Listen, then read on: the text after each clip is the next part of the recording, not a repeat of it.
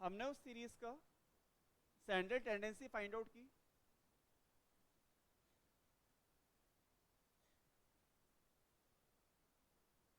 हमने उस सीरीज का डिस्पर्जन कैलकुलेट किया, ठीक है। बट अब हम इस चैप्टर में क्या करने वाले हैं, हम दो वेरिएबल में चेक करेंगे कोई एसोसिएशन है या नहीं है।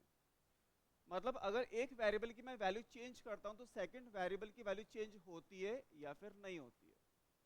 तो यहां पर हम एक साथ कितनी सीरीज को स्टडी करने वाले हैं, दो सीरीज को। आई के बात समझ में, इस चैप्टर में होगा क्या, ठीक है।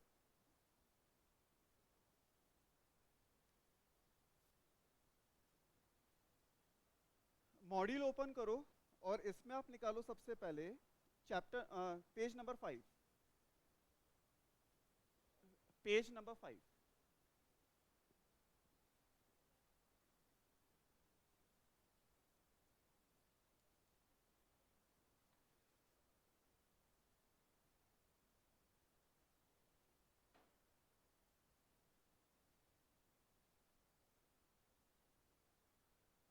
कोरिलेशन एनालिसिस मींस इतना तो हमें समझ में आ गया कि हम यहाँ पर एक साथ दो वेरिएबल को स्टडी करने जा रहे हैं और चेक करें इसमें कोई एसोसिएशन है या फिर नहीं, ठीक है।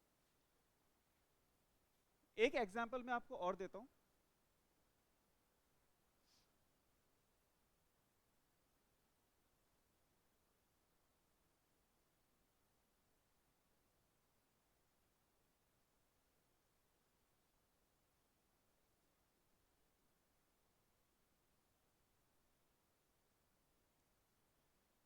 सपोज एक सीरीज है आपके पास इन्वेस्टमेंट की, ठीक है, जिसमें आपके पास डिफरेंट डिफरेंट इन्वेस्टमेंट है, और सेकंड सीरीज हमारे पास प्रॉफिट की है जिसमें डिफरेंट डिफरेंट प्रॉफिट है, ठीक है। सपोज करो आपके पास 2020, 2021, 2022, 2023 अलग अलग साल में आपने कितना इन्वेस्टमेंट किया आपके पास है, और यहां पर 2020, 2021, 2022, 2023 डिफरेंट डिफरेंट ईयर में कितना प्रॉफिट आपको हुआ ये आपके पास है, ठीक है।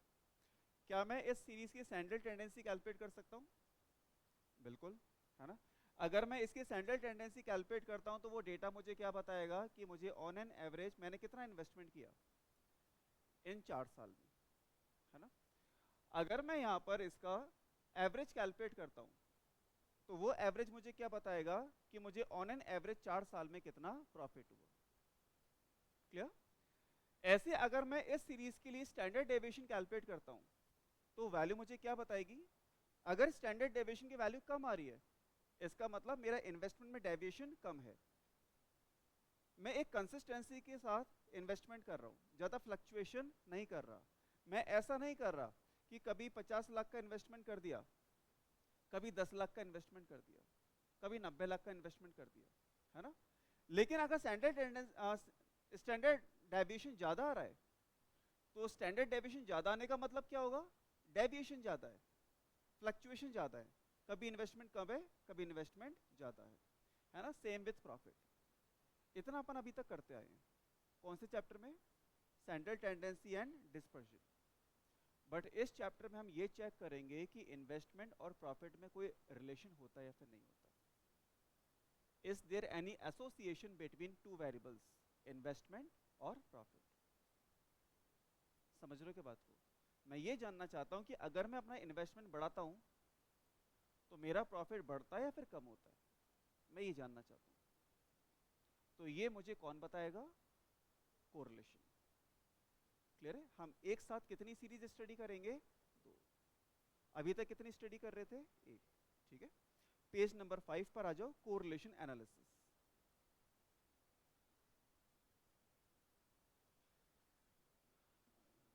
अंडरलाइन और हाईलाइट करेंगे, while studying two variables at the same time,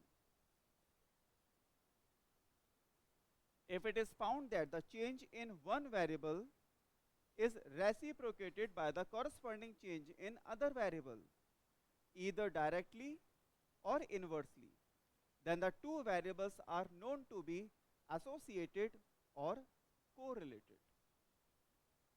Definition of correlation मतलब अगर मैं एक वेरिएबल में इंक्रीज करता हूं तो इसका इफेक्ट क्या पड़ता है, सेकेंड वेरिएबल या तो इंक्रीज होता है या फिर डिक्रीज होता है।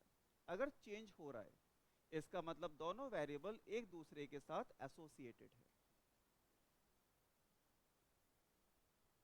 आ रही क्या बात समझ में, है ना? Now there are two types of correlation, underline there are two types of correlation, first one is positive correlation and second one is negative correlation। अब पॉजिटिव किसको बोलेंगे, पॉजिटिव में बच्चों दोनों वेरिएबल सेम डायरेक्शन में मूव करेंगे। अगर first variable को आप इंक्रीज कर रहे हो तो सेकंड वेरिएबल इंक्रीज होना चाहिए, और अगर फर्स्ट वेरिएबल डिक्रीज हो रहा है तो सेकंड वेरिएबल भी डिक्रीज होना चाहिए। मींस मूवमेंट सेम डायरेक्शन में होना चाहिए, दोनों में इंक्रीज या फिर दोनों में डिक्रीज एक साथ अगर होता है तो इसको हम बोलेंगे पॉजिटिव कोरिलेशन। ठीक है, और पॉजिटिव कोरिलेशन का एग्जांपल हम ले सकते हैं height and wait.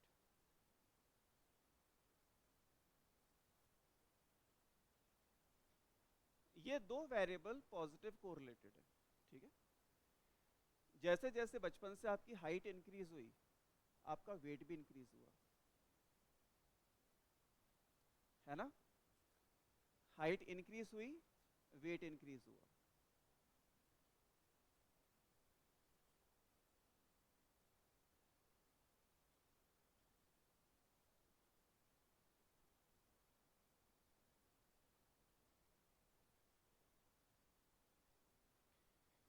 Study hours and marks, ये दोनों भी पॉजिटिव कोरिलेटेड है। स्टडी आवर्स बढ़ाओगे मार्क्स बढ़ेंगे, तो ये कोरिलेशन क्या कहलाता है, पॉजिटिव कोरिलेशन, है ना? सेकंड होता है नेगेटिव कोरिलेशन। बकवास नहीं, अगर x इंक्रीज हो रहा है तो y डिक्रीज हो रहा है, या फिर x डिक्रीज हो रहा है तो y इंक्रीज हो रहा है। मींस दोनों अपोजिट डायरेक्शन में चल रहे हैं, एक वेरिएबल इंक्रीज हुआ सेकंड वेरिएबल डिक्रीज हो गया। ठीक है, तो अगर इस टाइप का रिलेशन है तो उसको मैं क्या बोलूंगा, नेगेटिव कोरिलेशन। ठीक है, इसके एग्जांपल हैं आपके पास।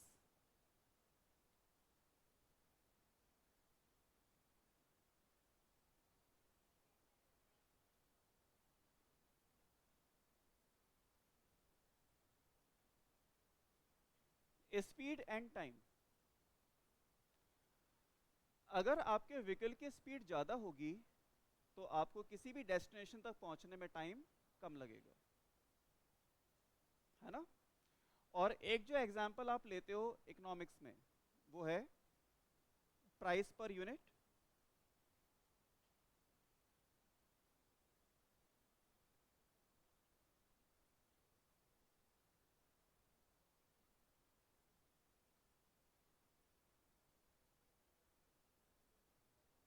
And quantity demanded,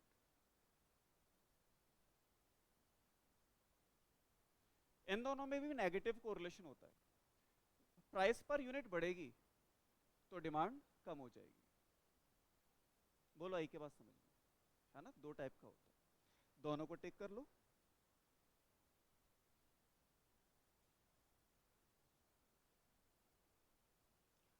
same page पर आपको लास्ट पैराग्राफ दे रखा है, the two variables are known to be uncorrelated if the movement on the part of one variable does not produce any movement on the other variable। Means कोई correlation नहीं है।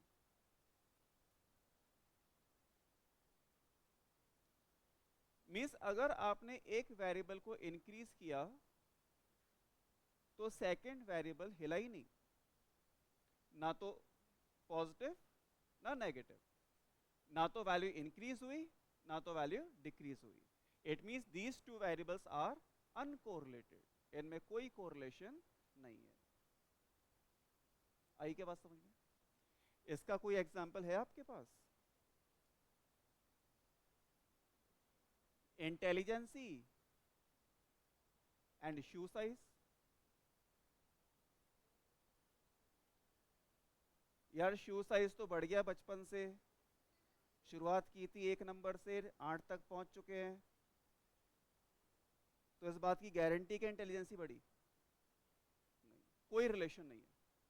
आ रही के पास सुनिए, तो इसको अपन क्या बोलेंगे? Uncorrelated. Uncorrelated. Page number 6, measures of correlation.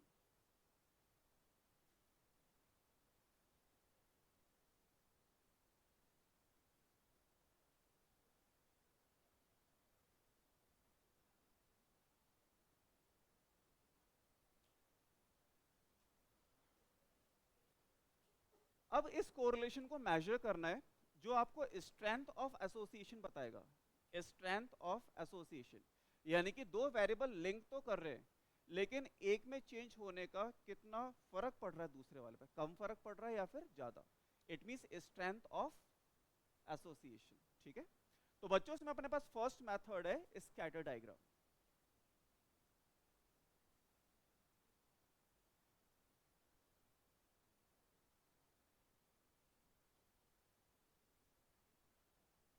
इसमें हम डायग्राम की हेल्प से फाइंड आउट करते हैं कि दो वेरिएबल पॉजिटिव डायरेक्शन में मूव कर रहे हैं या फिर नेगेटिव डायरेक्शन में। ठीक है, तो दो गिवन वेरिएबल में से एक वेरिएबल आपको एक्स एक्सिस पे प्लॉट करना होता है और सेकंड वेरिएबल को वाई पर। ठीक है, सपोज डेटा कुछ इस टाइप का है।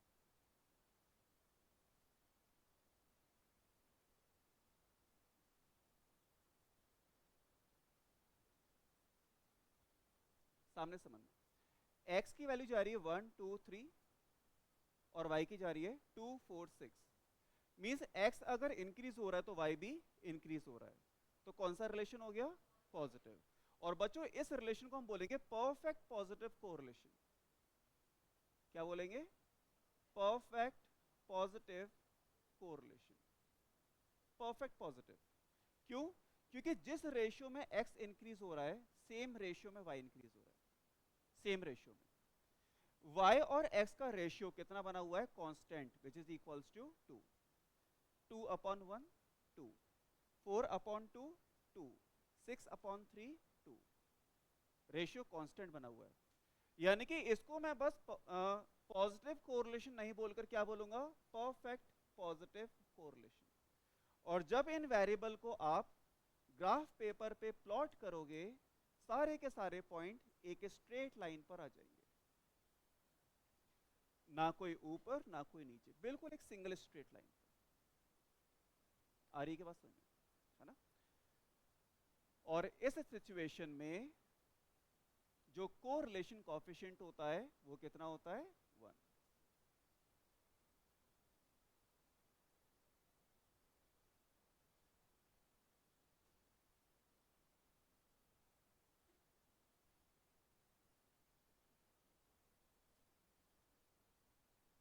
सपोज x और y में कुछ इस टाइप का डेटा आपके पास अवेलेबल है।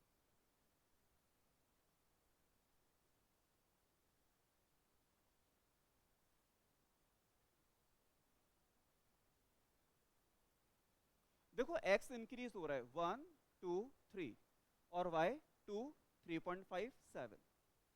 तो इतना तो पता चल गया कि पॉजिटिव रिलेशन है, दोनों सेम डायरेक्शन में मूव कर रहे हैं, बट परफेक्ट पॉजिटिव नहीं है क्योंकि रेशियो कांस्टेंट नहीं है।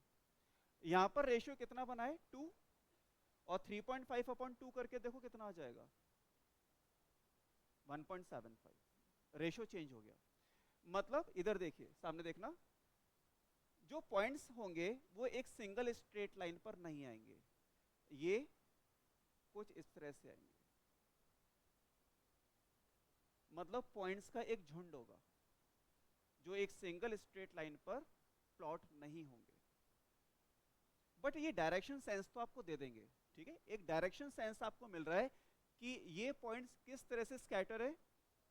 पॉजिटिव डायरेक्शन में, है ना? अगर x इंक्रीज हो रहा है तो y भी इंक्रीज हो रहा है। इस सिचुएशन के अंदर जो हमारा कोरिलेशन कोएफिशिएंट होगा वो किस रेंज का होगा? 0 to 1। फटाफट नोट करो।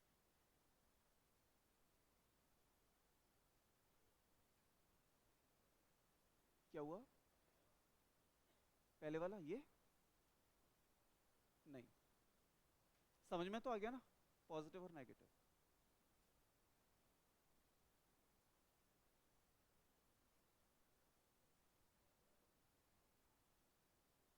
क्या कह रहे हो? इसका पॉजिटिव कोरिलेशन।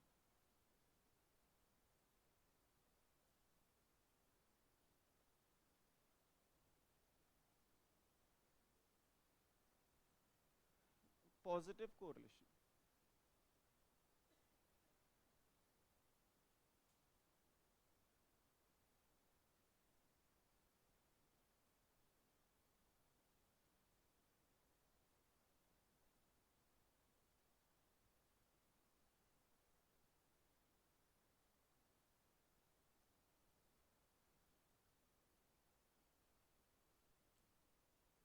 कंप्लीट।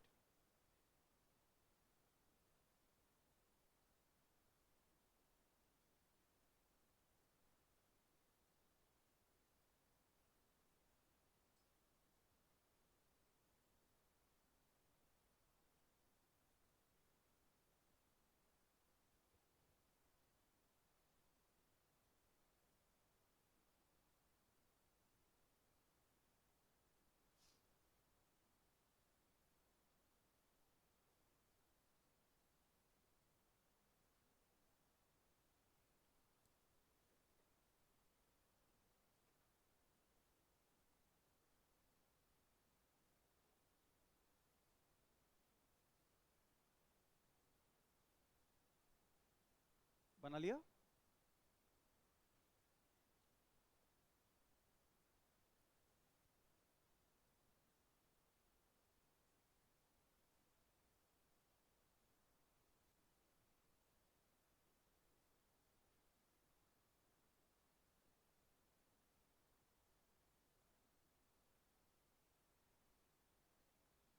हाँ, अब सामने देखो। सपोज करो डेटा है आपके पास, एक्स को देखना 1 2 3, एक्स इंक्रीज हुआ, बट वाई 3 2 1 डिक्रीज हुआ। ठीक है, तो इस रिलेशन को आप बोलोगे परफेक्ट नेगेटिव कोरिलेशन।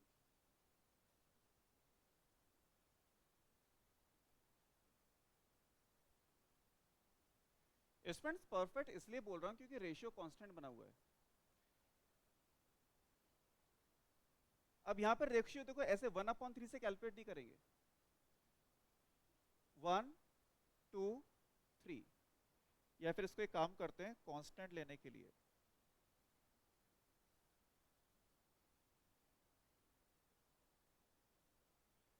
देखो इसी में समझाता हूं। देखो एक नेगेटिव कोरिलेशन ये भी होता है,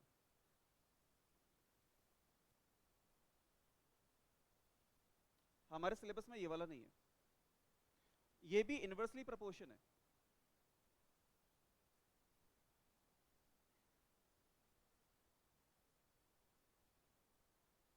ये भी इनवर्सली प्रोपोर्शनल है, जैसे जैसे x इंक्रीज हो रहा है वैसे वैसे y डिक्रीज हो रहा है। लेकिन हमारे सिलेबस में कौन सा है? लीनियर, यानी कि जो ग्राफ बनेगा वो कैसा बनेगा? लीनियर। ये कर्व हमारे सिलेबस में नहीं है। ठीक है,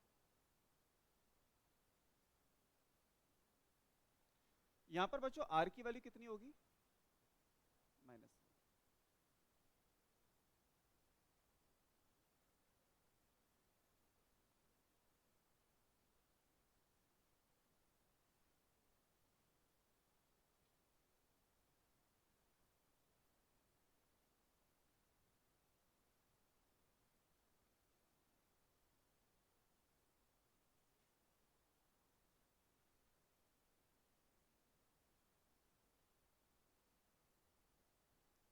यहां पर देखो x इंक्रीज हुआ 1 2 3 और y डिक्रीज हो रहा है 3 1.5 0.5, लेकिन सेम इंटरवल में डिक्रीज नहीं हो रहा। ठीक है, तो यहां पर जो होगा आपके पास एक सिंगल स्ट्रेट लाइन नहीं आएगी। आपके पास पॉइंट्स आएंगे जो इस तरह से स्कैटर होंगे, लेकिन अगर आप इस पैटर्न को देखोगे तो ये क्या शो कर रहा है, नेगेटिव। ठीक है, एक्स इंक्रीज हो रहा है बट वाई डिक्रीज हो रहा है।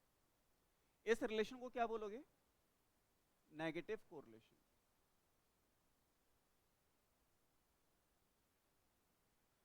स्टूडेंट्स यहां पर आर की वैल्यू किस रेंज की होगी, -1 to 0।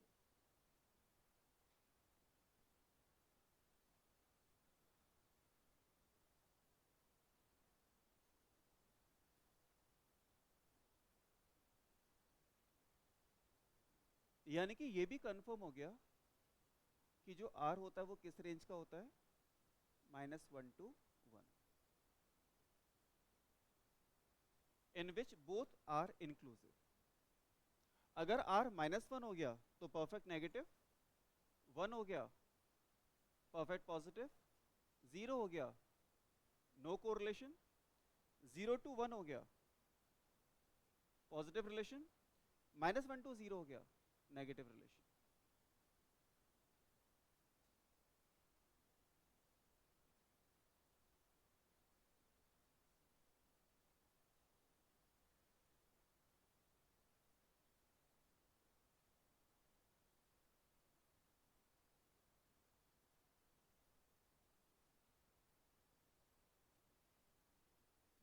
अब सपोज करो data evenly distributed, evenly distributed,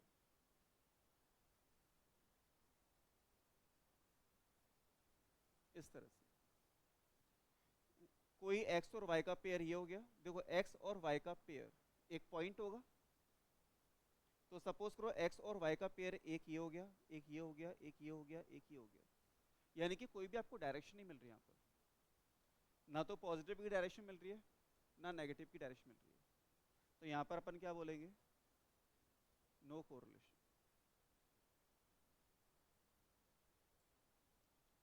कोई भी पैटर्न नहीं बन रहा, डेटा सिमेट्रिकल डिस्ट्रीब्यूट है, no correlation.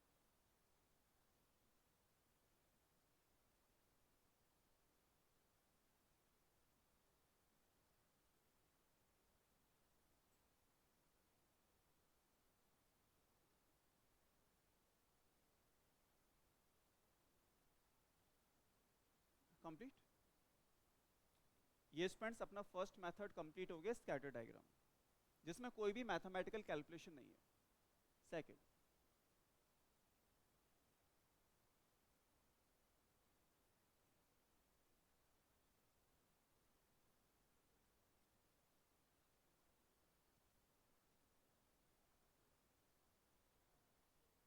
Second most important, Karl Pearson product movement, सबने कैलकुलेट किया होगा। ठीक है, इसका बच्चों आगे का नाम भी याद रखना, प्रोडक्ट मूवमेंट, क्योंकि आपकी आदत होती है बस कार्ल पियर्सन याद रखने की। कई बार फाउंडेशन में बस इस नाम से आ गया है, कैलकुलेट प्रोडक्ट मूवमेंट कोफिशिएंट, तो समझ जाना किसकी बात हो रही है, कार्ल पियर्सन की। ये कोरिलेशन कैलकुलेट करने का बेस्ट मेथड है। सेंट्रल टेंडेंसी का बेस्ट मेथड क्या था, अर्थमेटिक मीन, डिस्पर्शन का स्टैंडर्ड डेविएशन, कोरिलेशन का कार्ल पियर्सन प्रोडक्ट मूवमेंट। ठीक है, अंडरलाइन कर लो first line, this is by far the best method.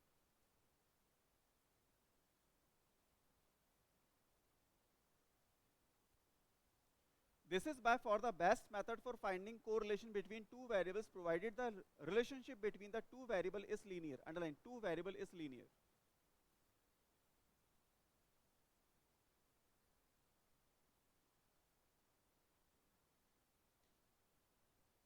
ये इसकी कमी भी है, अगर दो वेरिएबल में रिलेशन लीनियर होगा तब ये कैलकुलेट होगा, अदरवाइज नहीं होगा। For example, if x plus 2y equals to 5, x और y में लीनियर रिलेशनशिप हो गया, कार्ल पियर्सन कैलकुलेट हो जाएगा।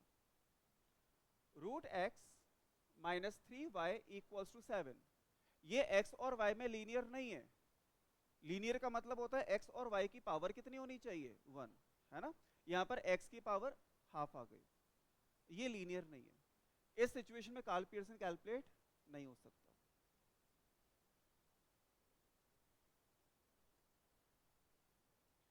X plus 1/y equals to 2 linear नहीं है, क्योंकि y की पावर कितनी है, -1, y की पावर कितनी है, -1, ऊपर ले जाकर देखो, लीनियर नहीं है, कार्ल पियर्सन कैलकुलेट नहीं होगा। तो ये सबसे इंपॉर्टेंट है, कार्ल पियर्सन कैलकुलेट होता कब है, जब रिलेशनशिप कैसा होना चाहिए, लीनियर, एक्स और वाई में लीनियर रिलेशनशिप होना चाहिए, ठीक है, अंडरलाइन कर लिया। अब बात करते हैं इसके फॉर्मूले की।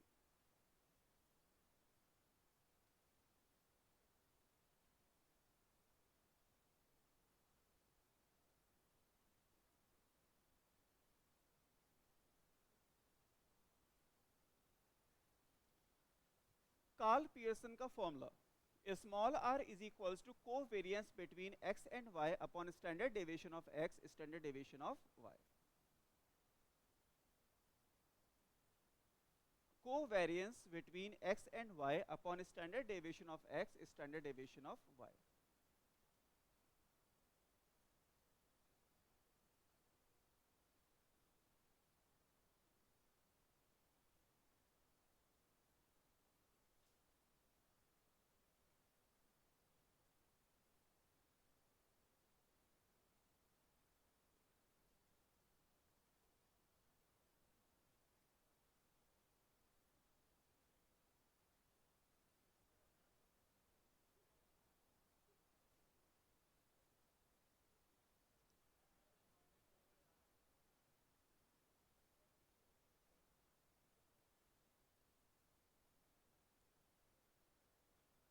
तो बच्चों r कैलकुलेट करने के लिए किस किस की रिक्वायरमेंट है, covariance between x and y, standard deviation of x and standard deviation of y।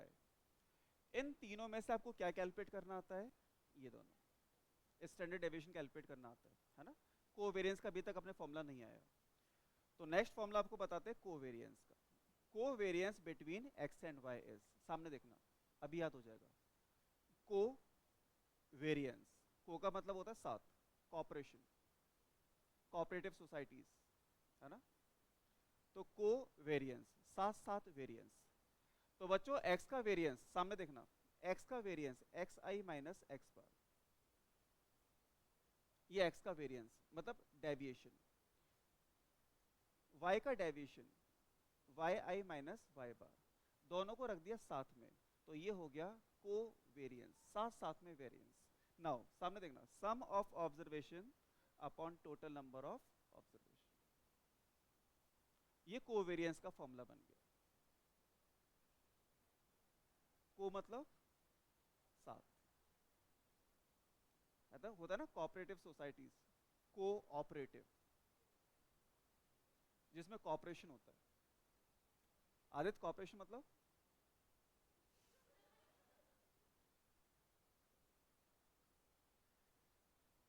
तो ये कोवेरियंस का फॉर्मूला में याद रखना है। अब इसी कोवेरियंस का एक फॉर्मूला और बनता है,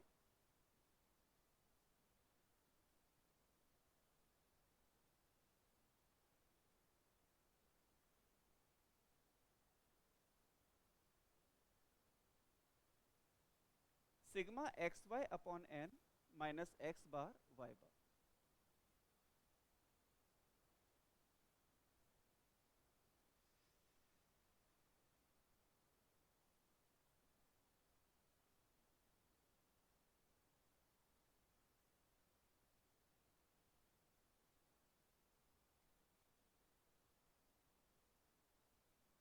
ठीक है, ये हो गया। अभी तक कार्ल पियर्सन का एक ही फॉर्मूला आपको बताया है, ये इसमें covariance of x and y आ रहा था, तो उसका फॉर्मूला आपको एक्सप्लेन कर दिया। कोवेरियंस साथ साथ में वेरिएशन, ठीक है, एक्स में वेरिएशन एक्स आई माइनस एक्स बार, वाई में वेरिएशन वाई आई माइनस वाई बार, दोनों को रख दिया साथ में, तो कोवेरियंस हो जाएगा, ठीक है।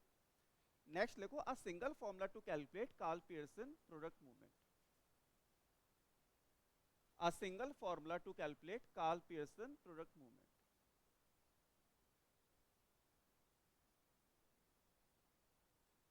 a single formula to calculate Karl Pearson product moment.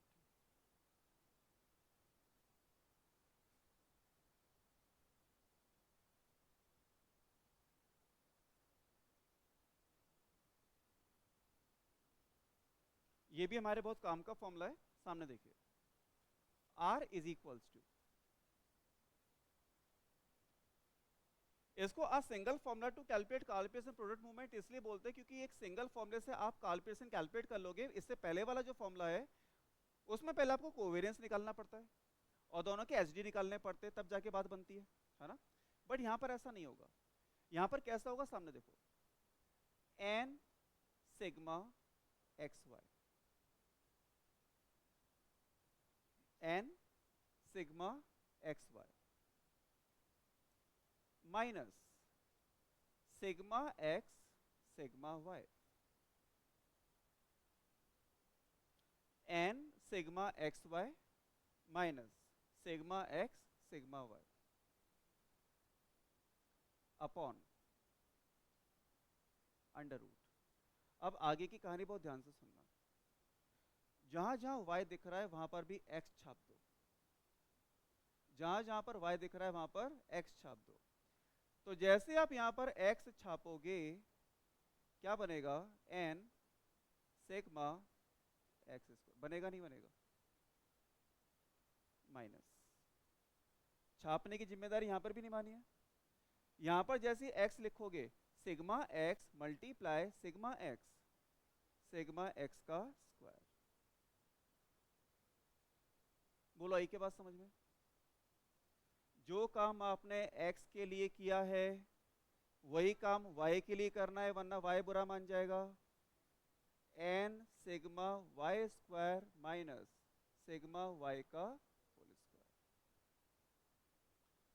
याद रहेगा मरते दम तक? बस पेपर तक याद कर लो, अपना काम हो जाएगा। ट्रिक भी बता दी आपको, बस ऊपर की लाइन याद करनी है, n sigma x y minus sigma x sigma y. इसमें भी देखो क्या चल रहा है, n सिग्मा एक्स वाई, पहले एक्स वाई साथ साथ रहते थे, अब ये जुदा हो गए। n सिग्मा एक्स वाई पहले दोनों साथ साथ में, फिर सिग्मा एक्स सिग्मा वाई अलग अलग।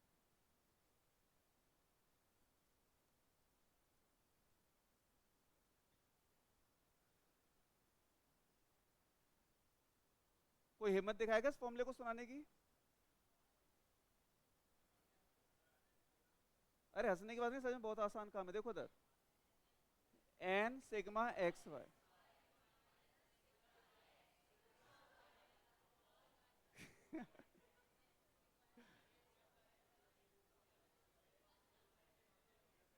ऐसे कौन सुनाता है? n sigma x y minus sigma x sigma Y.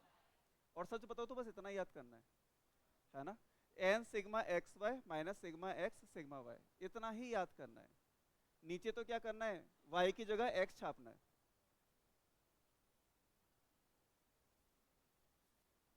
जैसे यहां पर y की जगह x रखोगे क्या मिलेगा आपको, n sigma x square. Sigma x जो काम x के लिए करना है वही, वरना बिल्कुल सही। हो गया ना याद? नेक्स्ट लिखो बच्चों, properties of correlation coefficient.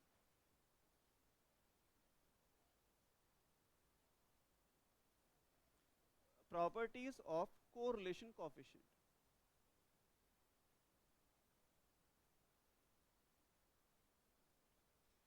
First, coefficient of correlation is unit free measure. Coefficient of correlation is a unit free measure.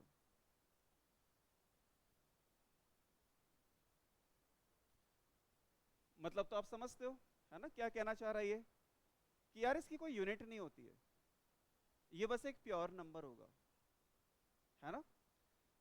ये एक प्योर नंबर होगा, किस रेंज का होगा, इस रेंज का होगा। जितना ज्यादा आप 1 के क्लोज रहोगे, समझ जाना उतनी स्ट्रेंथ ज्यादा है। किसकी? पॉजिटिव की। जैसे सपोज करो आपने आर कैलकुलेट किया, आर आ गया 0.8, सपोज करो आर आ गया 0.9, इस टाइप से। जितना ज्यादा आप 1 के क्लोज रहोगे, इसका मतलब है स्ट्रेंथ उतनी ही ज्यादा है।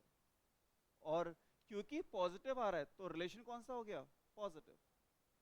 ऐसे सपोज करो आप जो आर कैलकुलेट कर रहे हो वो -1 के पास में आ रहा है, तो इसका मतलब स्ट्रेंथ बहुत ज्यादा है। सॉरी, हाँ, स्ट्रेंथ बहुत ज्यादा है, बट नेचर कैसा है? नेगेटिव। आई के पास में ये बस आपको स्ट्रेंथ बताता है, इसकी कोई भी यूनिट नहीं होती है। सेंट्रल टेंडेंसी की यूनिट थी, डिस्पर्जन की यूनिट थी, बट इसकी यूनिट नहीं है। सपोज करो आपने आर कैलकुलेट किया और वो आर 0.1 आ रहा है। पहली बात तो वैल्यू कैसी आई है? Positive, it means positive correlation है। बट स्ट्रेंथ कैसी है? वीक। यानी कि एक वेरिएबल को जब मैं बढ़ाता हूं तो दूसरा वेरिएबल माइनर इंक्रीज होता है, ज्यादा कुछ फ्लक्चुएशन नहीं आता। क्लियर है? सेकंड पॉइंट लिखिए, आर ग्रेटर देन और equals to -1 but less than और इक्वल्स टू 1।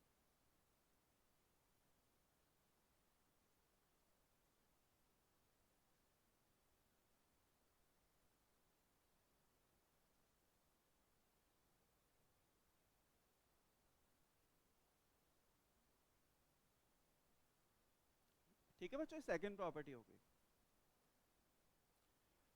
आर की वैल्यू 3 हो सकती है क्या? नहीं हो सकती है ना, आर हमेशा इसी रेंज का मिलेगा। थर्ड, बच्चों थर्ड थोड़ा सामने समझना।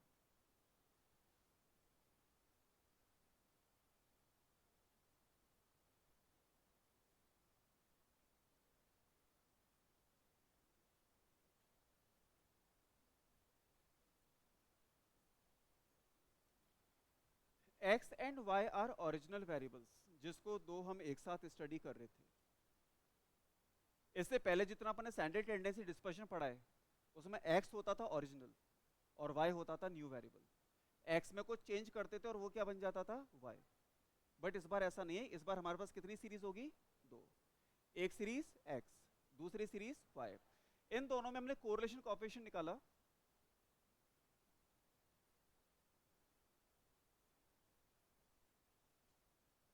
और सपोज करो वो आया आर एक्स वाई। ठीक है, correlation coefficient between x and y. अब हम क्या कर रहे हैं? हम सीरीज में कुछ चेंजेस कर रहे हैं। क्या चेंजेस कर रहे हैं? सामने देखना भैया। ये जो x था ना, इस x में से मैंने a को माइनस कर दिया, चेंज इन ओरिजिन। फिर मैंने उसमें b को डिवाइड कर दिया, चेंज इन स्केल। अब क्या ये x कहलाने लायक है? अब ये x रहा ही नहीं, तो मैं इसको कुछ नाम दे देता हूं, लेट u। अब एक नया वेरिएबल बन गया u। कुछ ऐसी छेड़छाड़ मैंने y के साथ की। ये जो y था, इसमें से बच्चों मैंने c को माइनस किया, तो ये क्या बना? Change in origin. फिर मैंने d से डिवाइड कर दिया, चेंज इन स्केल। क्या अभी भी आप इसको y बोलोगे? नहीं, y तो वो हुआ करता था, है ना, भोला भाला सा। अब इसको हमने क्या बोल दिया? v। तो बच्चों अब आपकी ड्यूटी बनती है कि ये पता लगाया जाए कि u और v में कोरिलेशन कोएफिशिएंट कितना होगा। जैसे पहले आपने काम किया था ना x और y की सीरीज के लिए, कि उसमें कितना कोरिलेशन है, ऐसे अब आपको क्या करना चाहिए? u और v में कोरिलेशन फाइंड आउट करना चाहिए, और उसको हम क्या बोलेंगे? Coefficient of correlation between u and v। तो अब मैं ये जानना चाहता हूं कि पुराने कोरिलेशन कोएफिशिएंट में और नए कोरिलेशन कोएफिशिएंट में क्या रिलेशन है। जैसे पहले करता था कि यार पहले मीन हुआ करता था x बार, मैंने सारे ऑब्जर्वेशन में a ऐड कर दिया, तो अब नया मीन क्या बना? x bar plus a। बना नहीं बना? मैं पहले क्या करता था यार, पहले है ना स्टैंडर्ड डेविएशन हुआ करता था सिग्मा, मैंने सारे ऑब्जर्वेशन को के से मल्टीप्लाई कर दिया, तो अब नया स्टैंडर्ड डेविएशन क्या बन गया, के सिग्मा।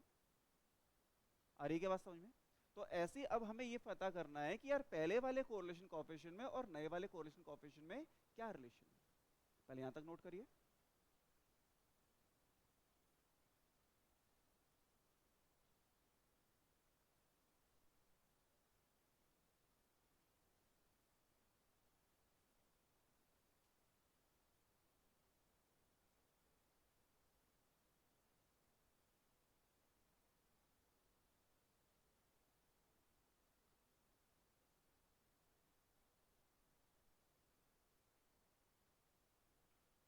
टॉपिक समझ में आया कि क्या करवाने चाह रहे हैं अपन? पुराने कोरिलेशन कोएफिशिएंट और नए कोरिलेशन कोएफिशिएंट में रिलेशन। ये पहली बार नहीं कर रहे, सैंडल टेंडेंसी में कर कर आए हैं और पता लगा कर आए कि ओरिजिन और स्केल दोनों का फर्क पड़ता है। यही काम हमने डिस्पर्जन में भी किया, पुराने वाले डिस्पर्जन और नए वाले डिस्पर्जन में रिलेशन बताया, और किसका फर्क पड़ता है, बस स्केल का। बच्चों यहां पर भी कुछ ऐसा ही है, कोरिलेशन में भी बस स्केल का फर्क पड़ेगा। मैंने आपको शुरू में जब स्टैट्स स्टार्ट की थी तभी बता दिया था, चेंज इन ओरिजिन बस कहां तक रहेगा, सेंट्रल टेंडेंसी तक, बस वहीं पर उसकी बात खत्म हो जाएगी। आगे सारी कहानी किसकी होगी, स्केल की।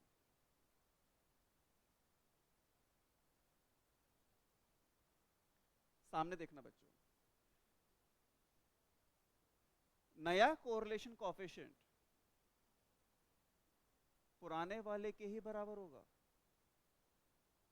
नया कोरिलेशन कोएफिशिएंट पुराने वाले के ही बराबर होगा। कब होगा, जब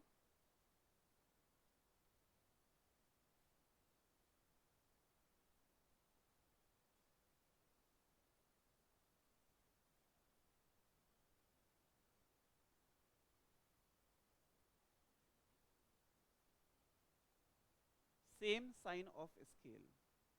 पहले वाली एक्स सीरीज को आपने 2 से मल्टीप्लाई किया, दूसरी वाली सीरीज को आपने 3 से मल्टीप्लाई किया, तो दोनों का साइन कैसा हुआ, सेम। मैग्नीट्यूड की बात नहीं होगी, किसकी बात होगी, साइन की। दोनों का साइन अगर सेम है तो कोरिलेशन कोएफिशिएंट बिल्कुल बराबर रहेगा। पहली वाली एक्स सीरीज को मैंने -3 से मल्टीप्लाई कर दिया, दूसरी वाली वाई सीरीज को मैंने -7 से मल्टीप्लाई कर दिया, तो कोरिलेशन कोएफिशिएंट वही बना रहेगा। 3 से मल्टीप्लाई किया, 7 से मल्टीप्लाई किया, मुझे कोई मतलब नहीं, मुझे बस क्या चेक करना है, साइन। दोनों को या दोनों के स्केल या तो पॉजिटिव होने चाहिए, दोनों के स्केल या तो नेगेटिव होनी चाहिए।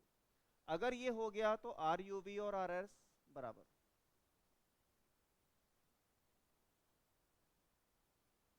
नया कोरिलेशन कोएफिशिएंट पुराने वाले का माइनस टाइम्स होगा। माइनस टाइम्स का मतलब होता है पुराना वाला अगर 0.5 है तो नया वाला -0.5 होगा।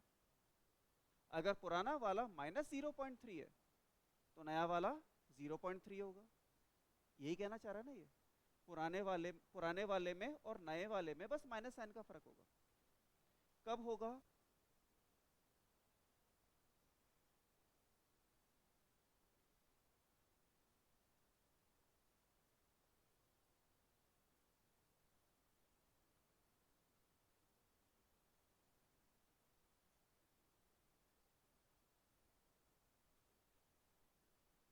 याद रखना कितना आसान है।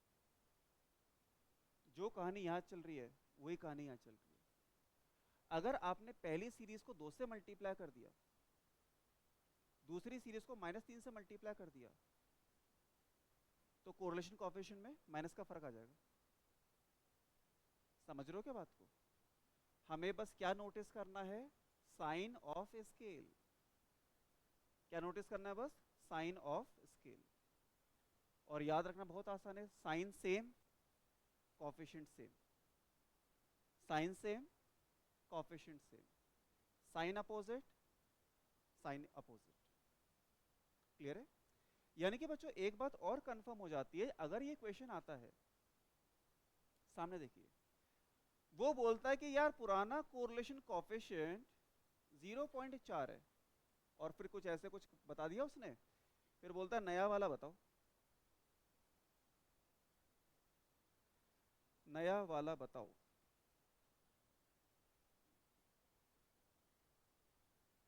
दो ऑप्शन तो पहले से ही कट जाएंगे, आंसर या तो 0.4 होगा या फिर -0.4 होगा। समझ रहे हो क्या बात को, क्या कहना चाह रहा हूं? भाई नया कोरिलेशन कोएफिशिएंट या तो बिल्कुल हूबहू बराबर होगा, बिल्कुल जुड़वा, 0.4 है तो 0.4, या फिर -0.4। इसके अलावा कोई तीसरी वैल्यू नहीं हो सकती। 0.4 कब होगा? एक्स के स्केल का साइन और वाई के स्केल का साइन सेम होने चाहिए। और -0.4 कब होगा? जब दोनों के साइन अपोजिट होंगे। इजी। ये इसकी प्रॉपर्टीज कंप्लीट हो गई। तो अब इसके क्वेश्चंस अपन नेक्स्ट क्लास में करेंगे, ठीक है?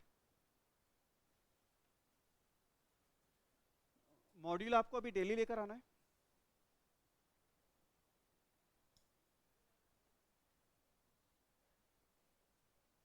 इधर आओ, ये डिस्ट्रीब्यूट कर दो। जतिन शर्मा आप इस रो में करो, ये डिस्ट्रीब्यूट कर दो।